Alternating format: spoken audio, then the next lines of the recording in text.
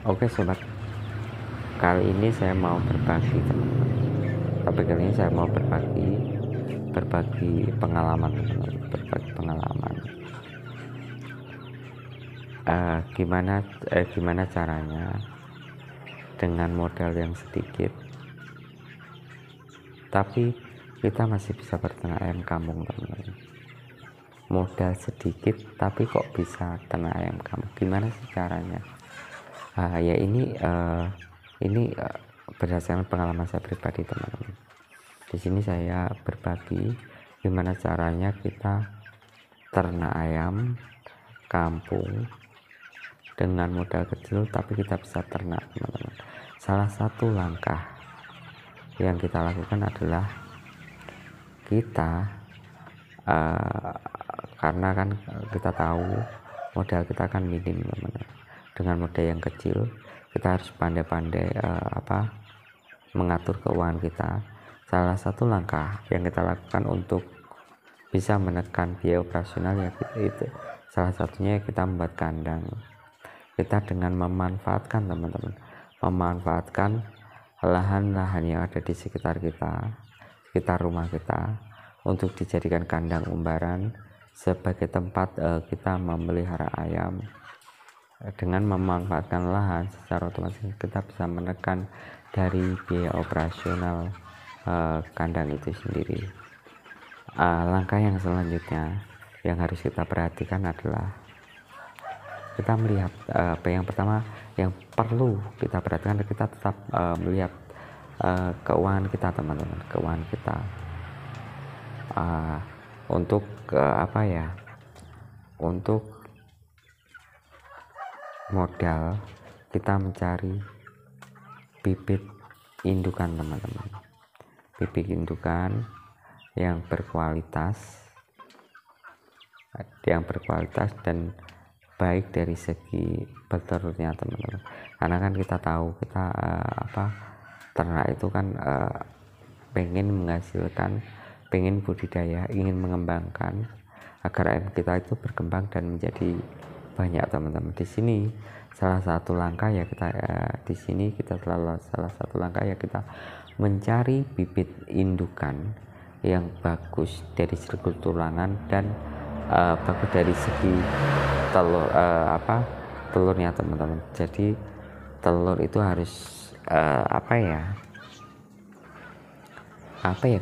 maksudnya ya ginilah, telur itu yang bertelur yang kualitasnya itu bagus untuk ditetaskan teman-teman.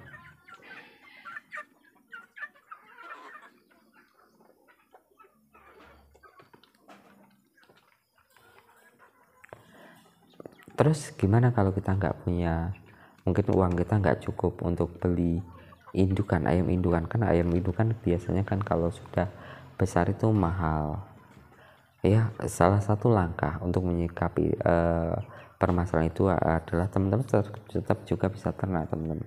Di sini kita mengusahakan lah, kalau nggak bisa beli indukan, kita bisa beli dari DOC atau dari anak ayam. Kita pelihara dulu sampai benar-benar ayam itu nanti untuk bisa dijadikan calon indukan.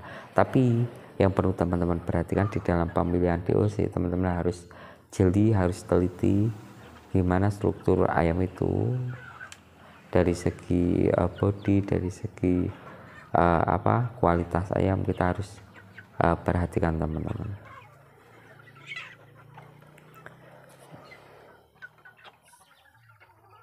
Ya, saran saya sebelum membeli bibit indukan teman-teman harus survei dulu, survei di lingkungan sekitar teman-teman, survei ayam apa sih yang pasaran dan mudah laku di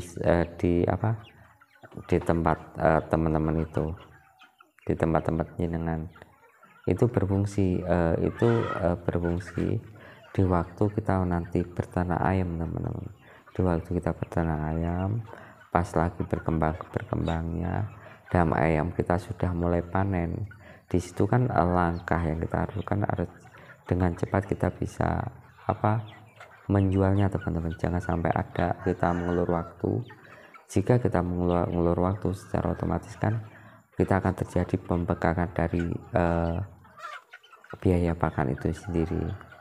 Jadi kalau kita membeli dari awal, sudah beli bibit yang ayam yang pasaran, yang mudah dijual di daerah jenengan, daerah sampean, maka ayam itu pas waktu kita panen, ayam itu akan mudah dijual, diuangkan di sekitar kita. Jadi tidak menunggu lama-lama teman-teman. Jadi kalau menunggu lama-lama kan terjadi pembengkakan biaya pakan. Kalau kita cepat, secara otomatis cepat dalam segi penjualan, secara otomatis kan uang itu cepat perputarannya teman-teman. Jadi bisa menambah modal kita di dalam ternak ayam. Tapi yang perlu teman-teman perhatikan, nanti pas kita membeli bibit teman-teman, membeli bibit indukan, karena dengan modal yang sedikit kita harus bisa benar-benar menekan dari biaya apapun, karena kita akan tahu selain kita beli bibit, kita harus menyisakan uang untuk biaya operasional, membeli bahan pakan selama kita ternak ayam, selama kita memelihara ayam sampai panen, sampai ada biaya operasional yang baru, biaya tambah yang masuk dari penjualan ayam. Jadi di sini karena dengan modal minim, saya sarankan nggak usah banyak-banyak teman-teman. Kita bisa ternak ayam dari kecil dulu. Di sini kita bisa memelihara ayam 5 indukan, 1 ayam pejantan. Itu berdasarkan pengalaman saya pribadi teman-teman. Jadi dulu itu saya juga memulai dari 5 ayam indukan, 1 ayam pejantan. Dari 5 ekor ayam indukan, 1 pejantan itu kita sudah bisa menghasilkan kurang lebih, ini berdasarkan pengalaman saya pribadi teman-teman, kurang lebih 20 butir telur setiap bulannya teman-teman. Kurang lebih 20 butir telur itu bisa lebih dan bisa kurang teman-teman. Di sini kita mencari rata-rata saja teman-teman. Jadi untuk mempermudah kita di dalam penyampaiannya. Loh, kok sedikit sekali telurnya teman-teman?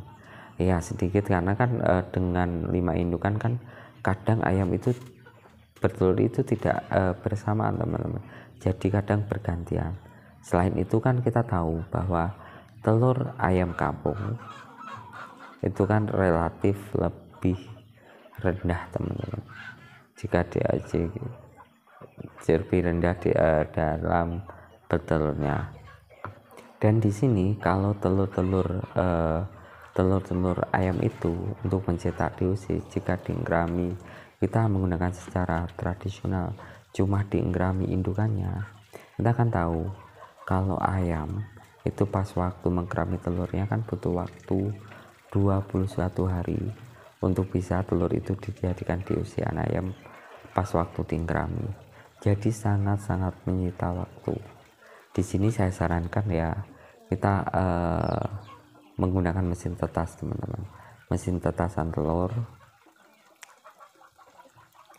agar membantu kita di dalam proses pembuatan DOC anak ayam.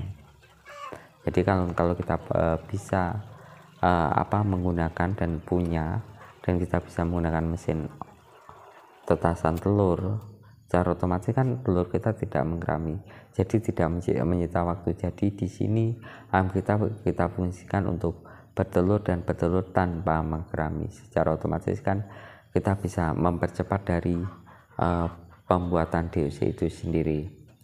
Ya ya saya tahu kita kan mesin tetas itu kan tidak mudah teman, tidak mudah dan tidak murah.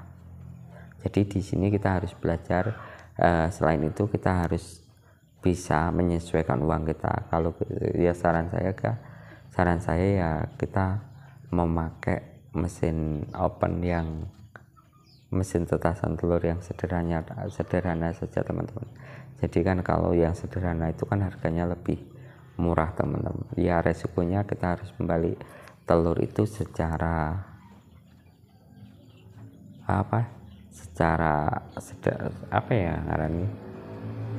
manual, jadi ya cukup dibalik dengan tangan teman-teman.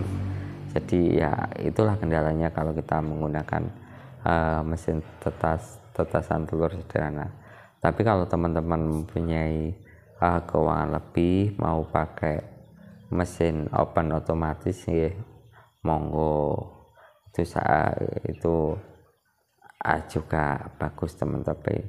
Tapi kalau teman-teman cuma mempunyai modal yang minim, ya saran saya ya teman-teman buat mesin open yang sederhana saja, jadi bisa menekan dari biaya operasional itu sendiri.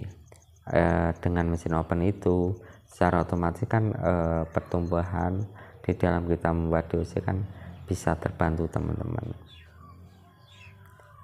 Selanjutnya untuk mendapatkan telur yang berkualitas untuk ditetaskan dengan mesin tetas, yang paling pokok kita kan harus menjaga kondisi dari ayam itu sendiri, dari segi pakannya yang berkualitas, dari segi kandang, dan dari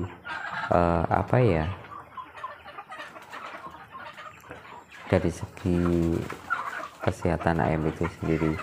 Di sini jadi kan biaya kita tadi sudah terpakan, tinggal sisa, karena yang kemarin kan dari awal kita harus membuat kandang, memberi indukan. Jadi di sini kita mungkin tinggal sisa uang kita, modal uang kita yang kita pakai untuk peternakan semakin menipis teman-teman. Di sini ya saya sarankan ya kita membuat pakan-pakan alternatif teman-teman. Pakan alternatif dengan bahan memanfaatkan bahan-bahan yang ada di sekitar kita dan mencari bahan campuran yang murah tapi berkualitas teman-teman, bergizi dan baik untuk ayam kita. Di sini kalau saya pribadi sih berlangganan dengan roti BS teman-teman, roti tarian dari pabrik untuk bahan pakan campuran ayam saya. Tapi kalau teman-teman nanti nggak ada roti BS, teman-teman kan bisa nanti diganti dengan nasi aking atau dengan apa yang ada di sekitar. Yang penting kondisi nutrisi ayam itu tetap dijaga. Di sini kita harus belajar terus membuat pakan alternatif. Jadi pakan itu berkualitas, setidaknya kan dapat kita lihat, dapat kita pantau dari perkembangan dari ayam itu sendiri. Jadi nanti kalau kurang gimana harus mengontrol dari segi pakan itu sendiri, kita bisa tambah apa, bisa kurang apa, jadi kita bisa mencampurkan apa dengan pakan kita sampai benar-benar ayam kita itu tercukupi dari nutrisi dan gizi dari kadar pakan yang kita berikan. Kalau ayam itu sudah bagus dari segi nutrisi, dari segi gizinya, maka pakan itulah yang menjadi patokan nanti kedepannya yang kita gunakan untuk pakan keseharian kita di dalam ternak ayam. Sebenarnya sih cara membuat pakan alternatif dengan bahan yang ada di sekitar kita, dengan campuran bahan yang murah dan mengandung nutrisi dan gizi serta baik untuk kesehatan ayam, itu sudah ada di video saya sebelumnya teman-teman.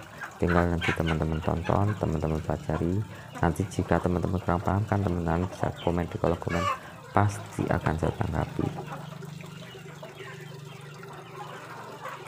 Dan ini semoga bisa bermanfaat bagi teman-teman di rumah, khususnya teman-teman yang mau memulai ternak ayam kampung skala rumah teman-teman. Jadi dengan ternak ayam kampung dengan modal kecil, jadi ya langkahnya seperti tadi yang harus kita lakukan agar ternak ayam kita bisa cepat terwujud. dan semoga sedikit ilmu berdasarkan pengalaman saya pribadi teman-teman semoga bisa bermanfaat bagi teman-teman rumah. Assalamualaikum warahmatullahi wabarakatuh.